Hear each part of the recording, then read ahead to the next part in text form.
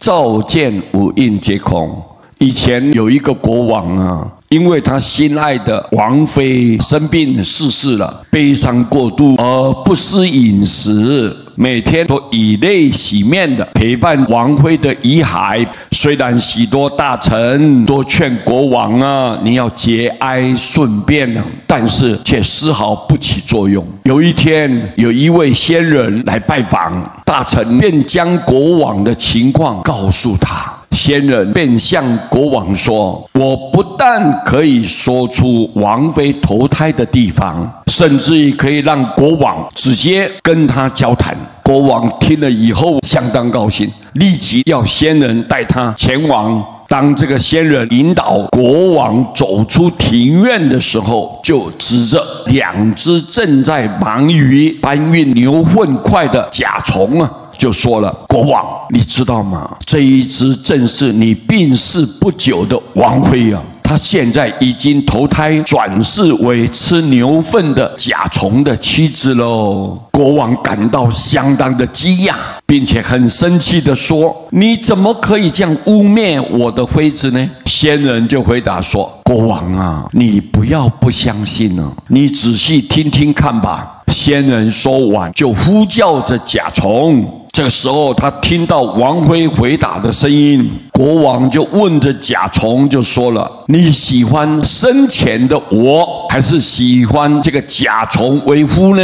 王妃回答说：“在我生前受到国王的恩宠，过着很幸福的生活。不过往事一如银渊，现在的我呢，当然是喜欢吃牛粪的甲虫丈夫啊。”国王听了以后如梦惊醒呢。回宫以后，他立刻命令大臣埋葬王妃的遗骸。有这个公案呢，给我们一个很大的警惕啊。以佛教的立场来说了，所谓我这个人，实际上并没有我的存在，仅仅是由五蕴合所成的身体而已，假名为我而已啊。所以佛教称假我，又称为世俗的我。因为我们智慧不够，看不破五蕴所合的假我，而误认这个五蕴合成的假我为真我，以为就是你，所以珍惜不移啊，执着不放啊。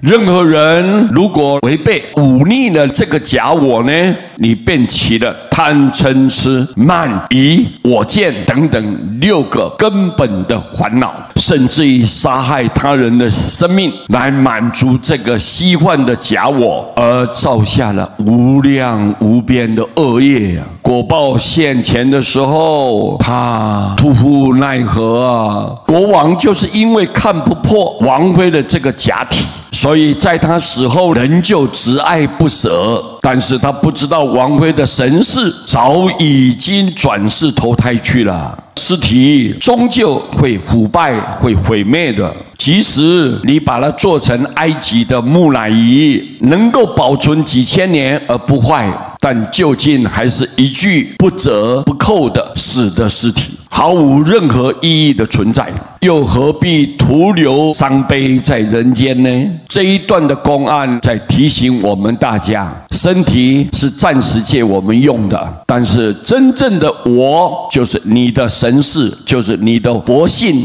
也就是你真正的灵魂本体。这个灵魂的本体就是你的慧命啊，永远不生不灭的，不会动摇的，它记住一切的，而且能知万法的。为什么我们一超度一招请，它一定会马上就到现场？这就它能知万法，了解这个世间的所有一切。那个时候它没有身体的障碍，它神通广大。所以各位，我们要照顾的是这个慧命，也就是真正的灵魂。你应该如何让它无挂无碍，不要造下罪业，让你走的时候很轻松自在，而且一心的念佛。如果你的灵魂越干净，你就到干净的地方；你的灵魂很肮脏，污染很重，贪心、嗔恨心、愚痴心非常的深厚，那你种下无量的罪业，你的灵魂就会背上很大的报包袱，没有办法感召到一个光明的宝地。所以完全是由你自己本身心的念头，你的心善，